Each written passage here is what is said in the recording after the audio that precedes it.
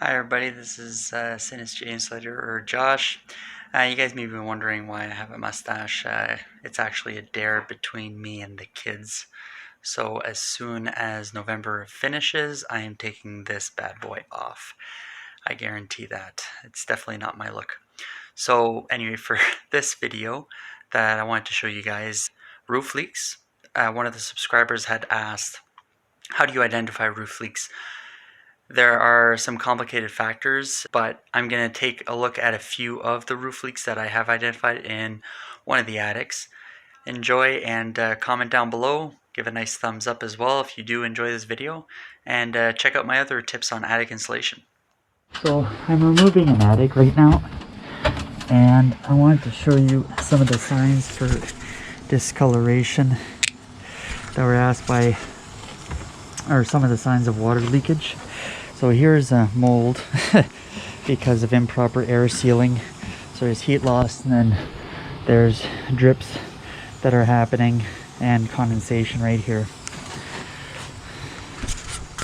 So here I can tell that there has been a roof replacement because of all this dust that's actually accumulated on top of the insulation, right? So what's actually going to happen with this is you've got ruined insulation, and this is because the insulation was installed before the roof was actually replaced. So then you've got even more issues of heat loss. See these little spots here? Those are all spots because the water, the frost that's on these nails here that are passing the roof sheathing, they build up frost when there's a little bit of excess moisture in the air in the attic. This can happen just naturally, and then after that, overnight it drops down to well below freezing.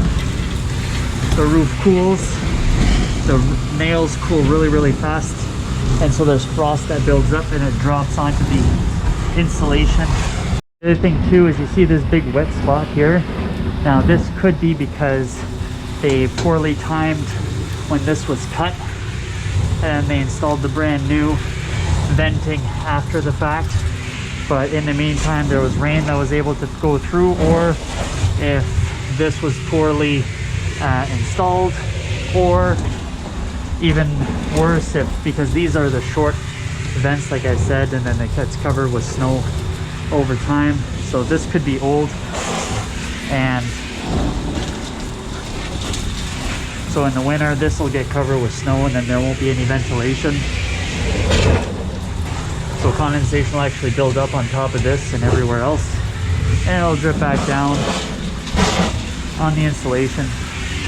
Or you even got when they replaced the roof, so they cut the piece of shingle, you see that one over there for this hole. So I'll show you. See all these pieces of wood, right? So that's when they ripped out the old shingles. So if I go in and remove all of this, there, see some old pieces of shingles that they tossed. So then it ruined this area. It compressed this insulation, and so there's more heat loss here than everywhere else around the house. So this is a little bit wet. You see the markings here? That's all wet spots. On the other hand, that's clearly like roof leaks right there. It's a lot of water that just comes in. See right there too? Lots of water. Lots of discoloration right there in that corner. See that? Right. This discoloration right here. That's your roof. Definitely. That has a problem. Most likely also why they replaced these shingles here. But that's something that you can look at is the underside of your roof for signs of major discoloration like this.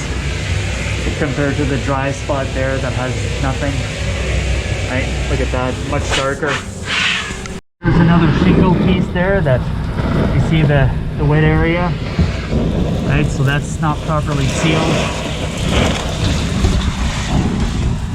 This B vent here is not properly sealed, and so you can see clearly some water issues there, right? So finally it was sealed properly after the fact, but you know, they cut this and then they throw the stuff down, compresses the insulation. And especially if you don't have this sealed properly, that's your weak point right there. Right around here, you need to spray foam that.